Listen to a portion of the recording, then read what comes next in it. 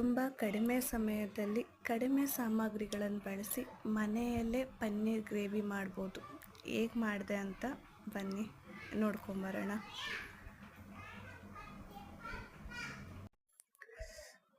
ಮೊದಲು ಪನ್ನೀರ್ನ ಖಾರದ ಪುಡಿ ಮತ್ತು ಅರಿಶಿನ, ರುಚಿಗೆ ತಕ್ಕಷ್ಟು ಉಪ್ಪು ಇವನ್ನೆಲ್ಲ ಹಾಕ್ಬಿಟ್ಟು ಚೆನ್ನಾಗಿ ಪನ್ನೀರ್ನ ರೋಸ್ಟ್ ಮಾಡ್ಕೊಬೇಕು.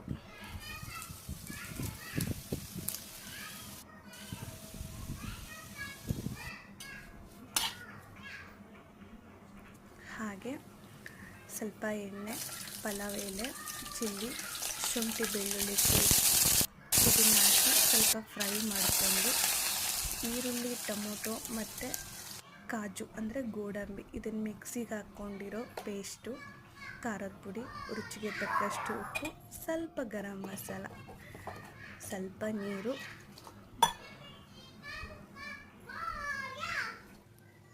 ಇದು ಒಂದು ಕುದಿ ಬಂದಮೇಲೆ ರೋಸ್ಟ್ ಮಾಡಿಟ್ಕೊಂಡಿರೋಂತಹ ಪನ್ನೀರ್ನ ಹಾಕ್ಬಿಟ್ಟು ಒಂದು ಕುದಿ ಕುದಿಸ್ಬಿಟ್ಟು ಮೇಲೆ ಕೊತ್ತಂಬರಿ ಉದುರಿಸ್ಬಿಟ್ರೆ ರೆಡಿ ಟು ಹೀಟ್. ಚಪಾತಿ ಜೊತೆ ರುಚಿಯಾದ ಪನ್ನೀರ್ ಗ್ರೇವಿ ಮನೆಯಲ್ಲೇ ಮಾಡ್ಕೊಂಡು ತಿನ್ಬೋದು. ಒಂದು ಸತಿ ಟ್ರೈ ಮಾಡಿ.